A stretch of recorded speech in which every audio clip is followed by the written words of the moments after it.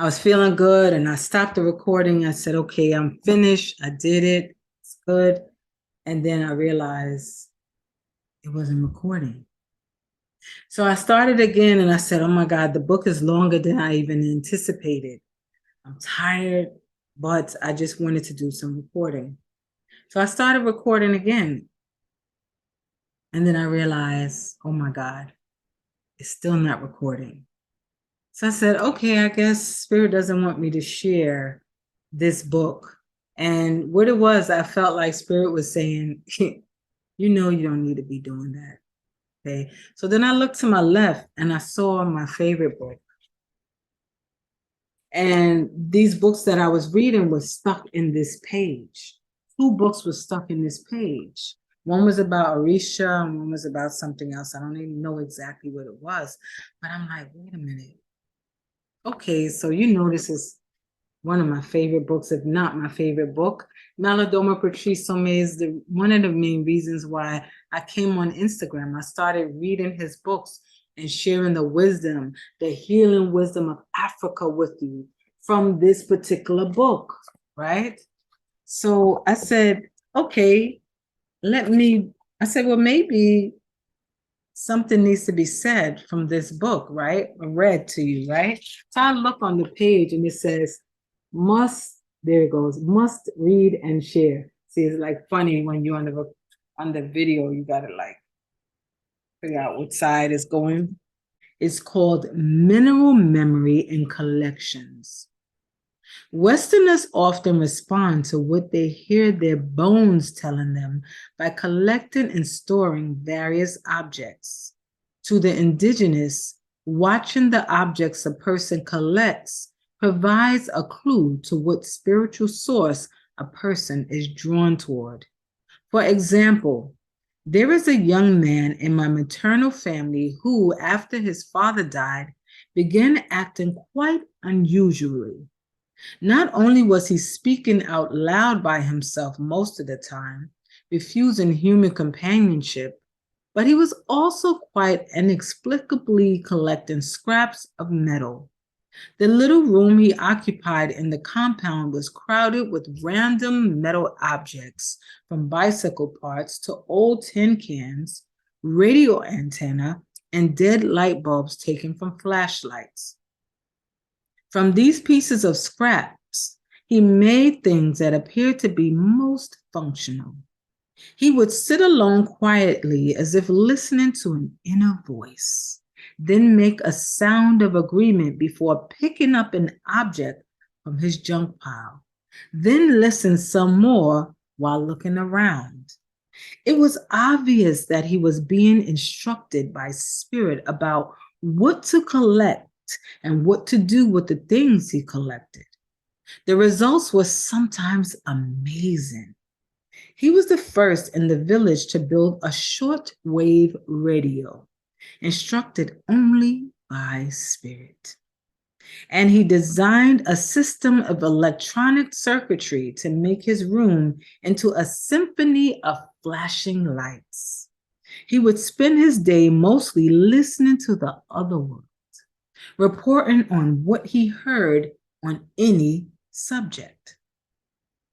Healers gathered around him and performed a ritual reconciliation, which allowed him not only to continue making his strange machines, but also, and more important, to use his gift to help other people in need. He has perfected an ability to listen to what the Spirit says about someone and then to translate the message verbatim to that person. He has become, in a sense, a radio transmitter for the world of spirit. This boy's instinct to collect was prompted by the other world in such a way that it became an almost priestly gesture. To respond sincerely to the urging of a voice within, and in such a way that it serves the greatest good, is to become a priest of some sort. Even in the modern world, where collecting is understood as appropriation and consumption, it is nevertheless prompted by a message from the deep. The urge to collect is the natural response. Listen to this. The urge to collect is the natural response of the human psyche to an aesthetic object that it speaks directly to it. Okay, the urge to collect is the natural response of the human psyche to an aesthetic object that speaks directly to it, stirring memories that lie deep within. Collecting confirms the indigenous belief that the human psyche reads and understands symbols, and that the attraction to beauty is a function of psychic awareness. I think museums are born out of the West's confused response to things that speak directly to the psyche. How else can one explain the widespread presence of sacred indigenous art, particularly African art, in the West?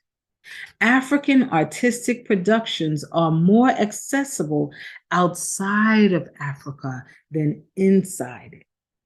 In some stores and museums, it is often frightening to view live ancestral masks displayed as if their purpose and function were to be looked at. These objects emit powerful energies because they are alive. Westerners do not realize that they are being affected by the energy put out by these live, sacred objects. In Africa, a person who knows and understands the dynamic between art and culture will run away when he confronts living but displaced masks. For the person who remembers, a statue representing the ancestors or the spirit world invokes energies, listen to this, that only a dedicated priest can handle. The West's attraction to collecting icons from the rest of the world seems to indigenous people not only a symptom of its disconnection from the past, but also an instinctive yet unfocused response to a confused memory that is speaking too loudly for the psyche to ignore. The good part in this is that Western memory is being jogged by contact with the powerful objects from other parts of the world. The bad part is that people who flirt with powerful objects from the past are playing with energies they don't know how to interact with. They should first understand their attraction in terms of a deeply hidden ancestral pull that finds its reflection in the object. That's why you want it so bad. This attraction is the beginning of their awakening to their deep spiritual self, perhaps even their real self. It is also a response to the call of the other world.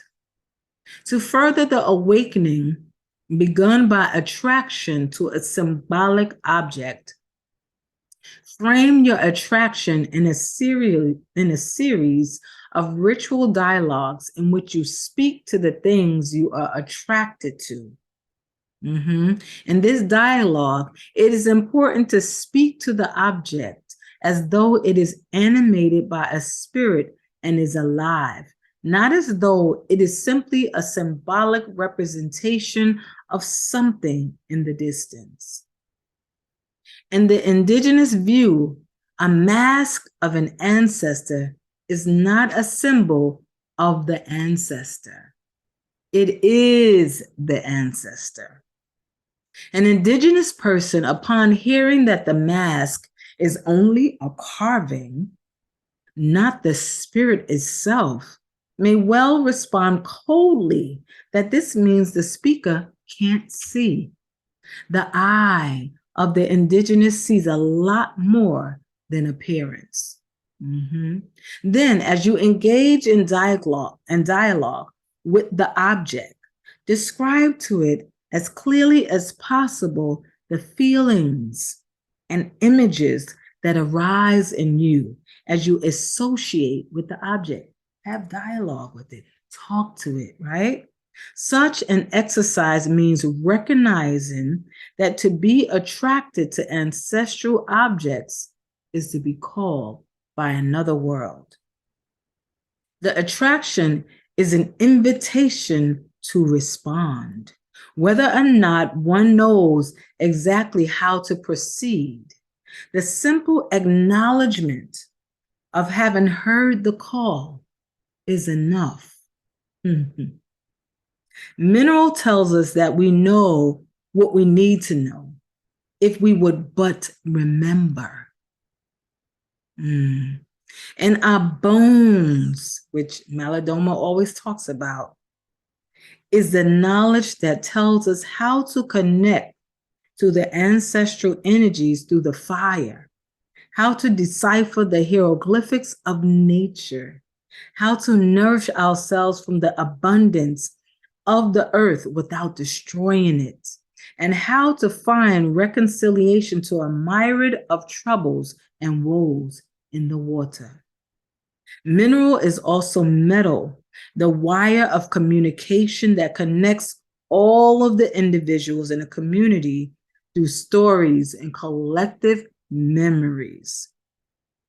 The elders say that the rocks can speak, but their voice is so tiny that it can barely be heard.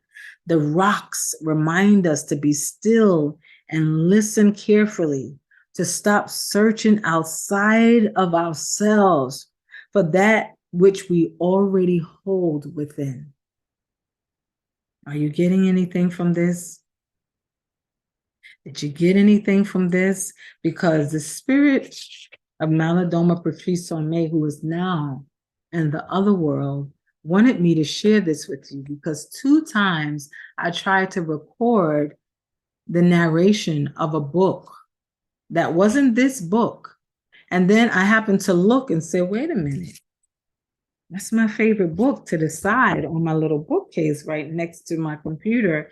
And lo and behold, inside was this page, and it says, powerful, must read and share. So I read and share with you what I think speaks to my spirit with the hope that it will speak to your spirit.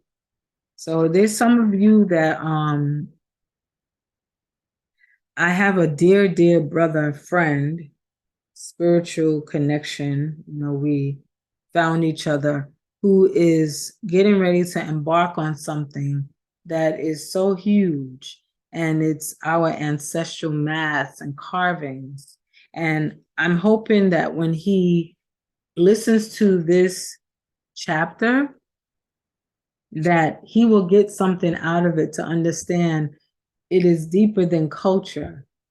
It is your ancestors that have been calling you to share this knowledge of our people and our rituals and our spirituality with the world, for you to even go on your journey and search deeper to understand, why are you so connected to these ancestral objects that you may be looking at as just carvings, and they're not. So as our brother said, they are not carvings. They are not. They are not statues. They are not. They are deeper than that. And like I said, I've shared things about from this book that, and I'm going to share some more in the next recordings after this. But I just wanted you to understand that you mustn't ignore the call of the spirit within you. Even when you try to ignore it, it's always going to wake you up, tap on your shoulder, and let you know that I'm not gone. I'm still here. I'm just waiting on you to acknowledge me. Acknowledge me. It's something that you can't run from. You try to, and in that, it causes your madness. It causes your confusion. It causes your imbalance. It causes your mental chaos. It just causes all kinds of problems but I'm just admonishing you and encouraging you to dig deeper and understand that everything that you need is already inside of you. It's not outside of you, it's inside of you, just waiting for your acknowledgement. Peace and love. Peace and love. Peace and love. Once again, as always, it's a journey, never ending.